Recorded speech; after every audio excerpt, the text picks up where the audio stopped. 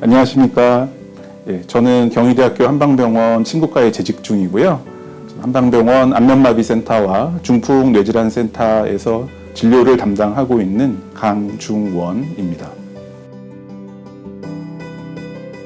저는 개인적으로 이제 세상의 모든 일들이 결국에는 뭐 사람과 사람 사이의 인연이랄지 아니면 관계랄지 이런 거에서 시작이 된다고 생각을 하는데요.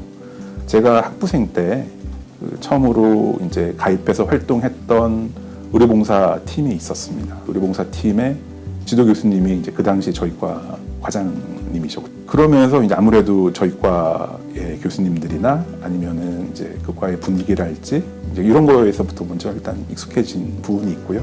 그 이후에 이제 뭐 저희과의 진료 영역이랄지 연구 분야일지 이런 거에 대해서 관심이 좀 더 이제 생기니까 그런 걸로 시작해서 결국엔 지금 여기까지 이어지지 않았나 이렇게 좀 생각을 합니다. 안면마비의 발생 원인은 이제 크게 두 가지로 나눌 수가 있는데요. 이제 중추성과 말초성이 있습니다. 중추성 안면마비라는 건 말 그대로 이제 중추신경계, 예를 들자면 뇌경색이나 뇌출혈이나 뇌졸중 같은 그런 문제 때문에 안면마비가 발생하는 그런 걸 얘기를 하고요. 말초성이라는 거는 이제 중추인 뇌를 빠져나온 말초신경인 안면신경의 문제 때문에 안면마비가 발생하는 그런 경우를 얘기를 합니다. 그 중추성은 좀 전에 그런 말씀드렸던 건 뇌졸중에 준하는 그런 양상이라고 보시면 되고요. 말초성 같은 경우에는 가장 대표적인 안면마비가 벨마비와 그 다음에 이제 람세이 헌트 증후군이라는 그런 두 가지 형태가 나타나게 되는데요. 그 두 개의 차이는 뭐 쉽게 말씀드리면 말초신경에 문제를 일으키는 그런 바이러스의 차이라고 보시면 될 것 같습니다. 사실 이제 가장 대표적인 질환인 벨마비는 원래 그 질환의 정의상 특발성이라고 합니다. 특발성이라는 거는 특별한 원인 없이 발생을 할 수 있다라는 의미인데요. 하지만 이제 그 뒤에 최근 이제 밝혀진 연구들에 의하면 대다수가 헤르페스 심플렉스 바이러스라고 하는 이제 단순 포진 바이러스에 의해서 거의 다 이제 발병하는 것으로 이제 최근에는 알려지고 있습니다. 그리고 람세이 헌트 증후군 같은 경우는 수두 대상 포진 바이러스에 의해서 발생하는 것으로 되어 있고요. 그렇기 때문에 대상 포진의 특성을 가지고 있습니다. 그래서 심한 통증과 그다음에 이제 발병 부위에 수포가 잡히는 등의 특징을 가지고 있고요. 그리고 안면마비 중에서도 일반적으로 보통 벨마비보다는 훨씬 더 중증도에서 더 극심한 걸로 되어 있습니다. 전조 증상으로 알려져 있는 것들은 일단 이제 이후통이라고 해서 이 귀 뒷부분, 여기 유양돌기라고 하는 튀어나와 있는 이 부분의 이제 통증을 이제 발병 며칠 전부터 느끼시는 경우가 사실은 제일 많고요. 두 번째로는 이제 미각의 저하. 한 2, 3일 전 정도부터 미각. 실제적으로 예를 들어서 뭐 밥맛이 없거나 뭐 식욕이 떨어지거나 이런 현상이 아니라 실제적으로 혀에서 느껴지는 미각 자체가 떨어지는 경우들이 많아요. 근데 이제 그런 일이 있다고 해서 반드시 즉각적으로 이후에 따라서 이제 안면마비가 발생을 하는 건 아니고요. 그래서 실제로 이제 저희가 안면마비가 발생하고 나서 이제 여쭤봤을 때, 이제 이런 것들이 그때부터 전조로서 나타났었고, 이게 결국엔 마비로 이어졌구나라는 저희가 판단을 하게 됩니다. 일단은 알려져 있는 것들은 발병 후 72시간 이내에 적극적인 치료를 하는 경우에 그렇지 않은 경우보다 치료 성과가 좋다는 그런 연구들이 있는데요. 실제로는 72시간까지 기다릴 것이 아니라 사실은 이거는 시간과의 싸움입니다. 왜냐하면 발병을 하게 되면 이 신경손상의 특성상 계속 지속적으로 악화를 걷도록 되어 있거든요. 환자분들의 최선은 일단 안면마비 증상이 의심이 되시면 즉각적으로 의료기관을 찾으셔서 초기에 악화를 막을 수 있는 치료를 초기부터 적극적으로 하시는 게 가장 중요합니다.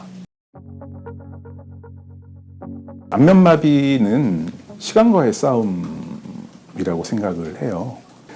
빨리 적극적으로 개입을 해서 일단 초기에 그런 악화를 이제 막아놔야 이제 원활하게 시간이 흐른 다음에 이제 원활하게 회복이 될 수 있습니다.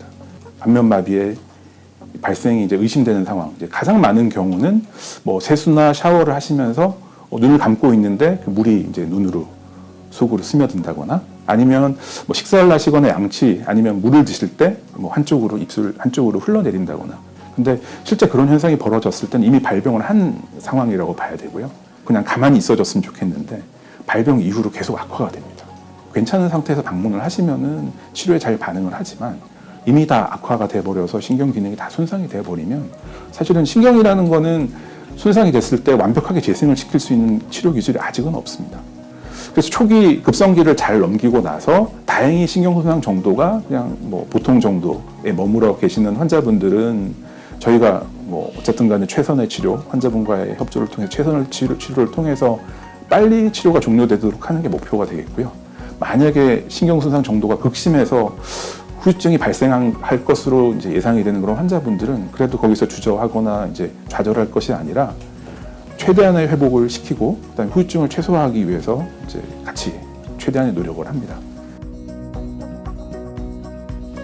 가장 중요한 것은 전반적인 건강을 회복을 하시는 겁니다. 좀 어떻게 보면 되게 막연하지만 사실 모든 환자분들이 잘 다 구체적인 방법들은 다 이해하고 계시는 것들이거든요.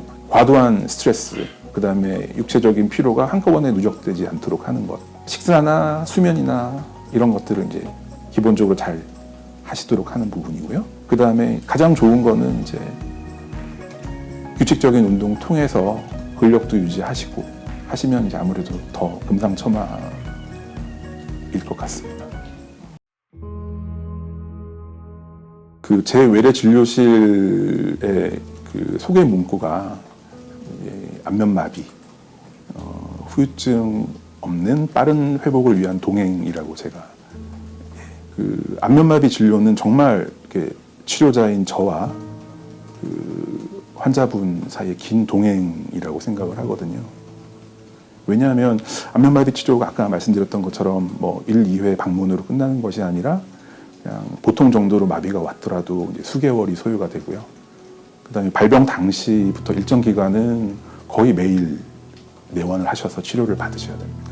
제게 오셔서 치료를 받으시는 걸로 끝나는 것이 아니라 환자분들 역시 이제 귀가를 하시면 뭐 안면 자가 운동을 스스로 해주신다거나 아니면 따뜻한 마사지나 이제 찜질팩 같은 거를 해주신다거나 환자분 스스로 또 하셔야 될 노력들도 또 많이 있습니다.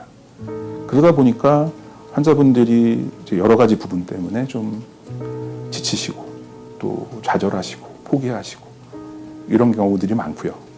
또 환자분들께서 지금 내가 지금 가고 있는 길이 제대로 가고 있나?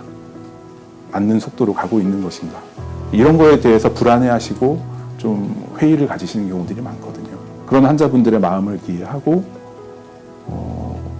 격려도 해드리고 또 용기도 이제 드리고 그다음에 때로는 지금 가고 있는 길에 있어서의 어떤 객관적인 평가 등을 통해서 지금 가고 있는 길에 대해서 이제 환자분에게 일일이 납득이 되도록 설명을 드리면서 서로 이제 합심을 해서 가는 그런 질환이라고 생각하고 환자분을 대하셔야 될 것 같아요.